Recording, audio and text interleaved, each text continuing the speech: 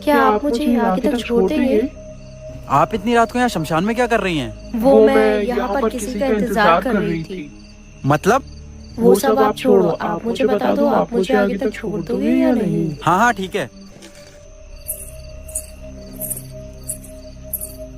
वैसे आपने बताया नहीं, आप यहाँ शमशान में क्या कर रहे थे? इंतजार।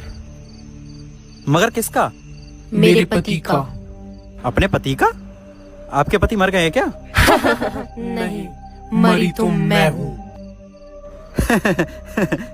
तुम मर गई हो? मजाक करने को मैं ही मिला था क्या, और कोई नहीं मिला? अच्छा तुम भूत हो ना? हाँ। अच्छा तो एक काम करो, गायब होके दिखाओ। किसने कहा कि भूत गायब होते हैं? होते हैं मैम, होते हैं। मंगल भावनया मंगल